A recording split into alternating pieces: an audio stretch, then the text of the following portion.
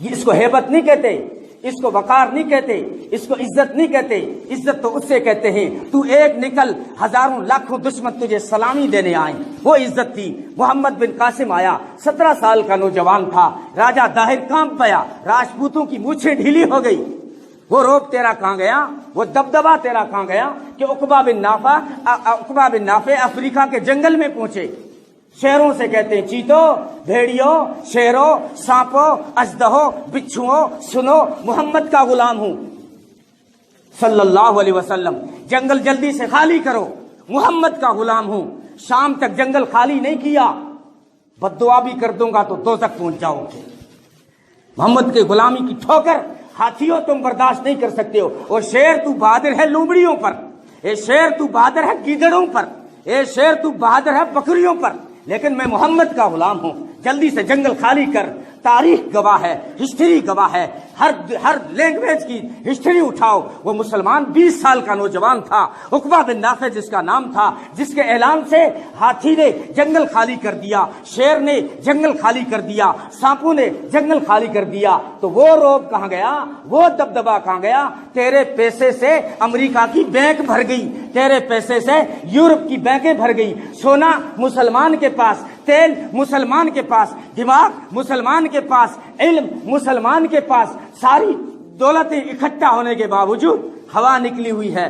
جو بھی مذاق اڑائے مسلمان کا، اخبار کی پہلی پوسٹ پڑھو مسلمان کا مذاق، انڈیا کے اخبار پڑھو مسلمان کا مذاق، پاکستان کے اخبار پڑھو مسلمان کا مذاق، امریکہ کے اخبار پڑھو مسلمان کا مذاق، موبائل کھولو مسلمانوں کا مذاق، اسلام کا مذاق، ٹی وی کے چینل کھولو مسلمانوں کا مذاق۔ کیا ہوا؟ تم مر گئے ہو؟ کیا تمہاری تعداد تھوڑی ہو گئی ہے؟ کیا تمہاری گنتی نہیں ہے؟ لیکن اندر سے جو پاور تھا وہ نکل گیا ہے، ایمانی طاقت تھی وہ ختم ہو گئی ہے۔ قرآن نے کہا تھا تم ہی سر بلند رہو گے، تم ہی سر بلند، وانتم الاعلون ان کنتم مؤمنین، تم ہر دور میں سر بلند رہو گے، لیکن ایک شرط لگا دیتا ہوں، ان کنتم مؤمنین، تم سچے مومن رہو گے۔ تو ہم تو انقلابی لوگ تھے، ہم نے تو دنیا کو راستے دکھائے تھے، لیکن آج ہم اتنے غفلت میں پڑ گئے جیسے شیر کا بچہ اپنے ٹولے سے جب پچھڑا اور بکریوں کے ساتھ کھیلنے لگا تو وہ بھول گیا کہ میں کس نسل سے ہوں،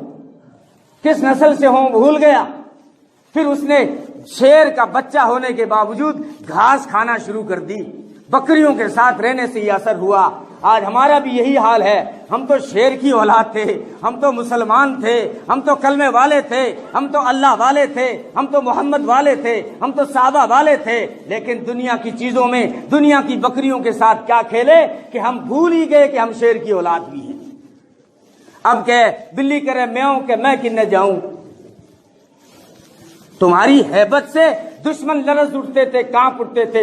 وہ دین، وہ ہیبت، وہ وقار، وہ عزت کیوں چلی گئی؟ یہی آیت جو کہہ رہی ہے تم ہی سر بلند اس وقت ہوتے جب تمہارے اندر ایمانی طاقت ہوتی۔ فٹ بال سے کسی نے پوچھا یہ سارے پلیئروں کو کیا ہو گیا، تجھے لات مار رہے، تو نے کوئی ان کی چوری کی ہے؟ تیرا قصور کیا ہے کہ ہر کھلاڑی کو دیکھو دے تجھے لات دے رہا ہے؟ کیا بات ہے؟ وہ کہے اس لیے لات ماریں اندر سے خالی ہوں۔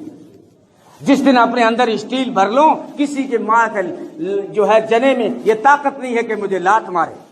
ہمارا بھی یہی حال ہے، چاروں طرف سے جو کھوکھلا سمجھ کے لاتیں مار رہے ہیں، اسی لیے کہ ہم اندر سے خالی ہو گئے۔ وہ پاور نہیں رہا، وہ طاقت نہیں رہی، وہ عشق نبی نہیں رہا، وہ صحابہ کا کردار ہمیں یاد نہیں رہا، اللہ والوں کے پیچھے چلنا یاد نہیں رہا، صرف اللہ والوں کے نام پہ ہم نے کھیریں کھائی، پوریاں کھائی، حلوے کھائے، اللہ والوں کے نام پر صحابہ کا نام بیچا، نبی کا نام بیچا، نبی کے نام پہ سیاست کی، دین میں سیاست کی، اور جو ہے اندر سے خالی ہوتے چلے گئے۔ اس لیے ورنہ ہمارے نوجوان 17-18 سال کی کوئی زیادہ عمر نہیں ہوتی ہے۔ کیسے کیسے نوجوان تھے وہ، قتیبہ بن مسلم یا مسلمہ بن عبد الملک، یہ کون لوگ تھے؟ یہ ترکی جو اب قائم ہے، طیب اردغان کو تم جانتے ہو، یہ اب تو جمہوریت میں بدل گیا ہے، یہ عیسائیوں کے قبضے میں تھا۔ کن لوگوں نے جو ہے تمہیں یہاں عزت دلائی تھی ترکی میں، اور ترکیوں نے پھر اسلام کی خدمت کی، اس کی یادیں آج تک مدینے تک باقی تھی۔ آج بھی علماء کہتے ہیں، علماء امید لگائے بیٹھے ہیں کہ کیا اسلام کی عزت و وقار کے لیے ایسا ماحول بن رہا ہے کہ اللہ تعالیٰ اسی طیب اردگان کی ترکی سے اللہ دوبارہ بھی خدمت لے سکتا ہے. اللہ پہلے بھی وہی تھا، آج بھی وہی ہے، اس کی طاقت میں زوال نہیں ہے، لیکن وہ ہمارے کرتوت دیکھتا ہے، وہ ہمارے اعمال دیکھتا ہے. جب میں ہاتھ اٹھاتا ہوں اور اوپر دیکھ کے کہتا ہوں اے اللہ میرا حال دیکھ، اللہ کہتا ہے تیرے اعمال دیکھ. میں تہجد میں اٹھتا ہوں اور کعبے کا جو ہے گلاف پکڑتا ہوں اور اس کے سامنے آنسو بہاتا ہوں، ہاتھ اٹھا کے کہتا ہوں اللہ میرا حال دیکھ، اللہ کہتا ہے تیرے اعمال دیکھ. یہ ہمارے اعمالوں کی سزا ہے. ورنہ پہلے زمانے میں شیر بھی جوتے جاتے تھے ہل میں، شیر بھی جوتے جاتے تھے ہل میں. لوگوں نے کھیت بوئے شیر کے پیچھے ہل لگا کر، تو وہ تم ہی تھے، وہ تمہارے ہی نوجوان تھے. وہ بایزید بلدرم تمہارا ہی نوجوان تھا جس کے سامنے یورپ کی 6 لاکھ فوج تھی، 6 لاکھ فوج، اور وہ صرف 43,000 فوج کے ساتھ آیا تھا. 43,000 اور سامنے ہے 6 لاکھ. بایزید بلدرم یورپ سے ٹکرایا، 6 لاکھ فوج کو شکست فاش دی، یورپ کے نوجوانوں کو گرفتار کیا اور پھر یہ کہہ کر چھوڑ دیا کہ تم میرے قیدی ہو، لیکن ایک شرط پہ چھوڑتا ہوں. کیا شرط ہے؟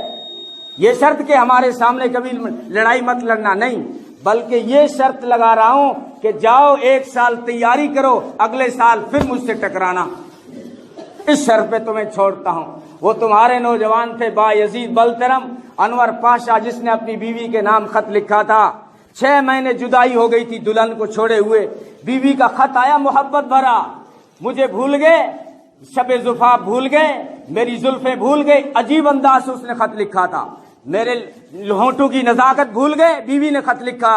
وہ اللہ کے رستے میں تھا 6 مہینے سے، واپس بیوی کے نام خط لکھا اور کہا میں تیرا حسن نہیں بھولا، میں تیری محبت نہیں بھولا، میں بھی انسان ہوں، میرے دل میں بھی جو محبت کے جذبات ہیں، میں سمجھتا ہوں میں انسان ہوں، میں مرد ہوں، میں جوان ہوں، میں حسین ہوں، میں سمجھ سکتا ہوں حسن کو، بیوی کی نزاکت کو، اس کی اداؤں کو، اس کی محبت کو.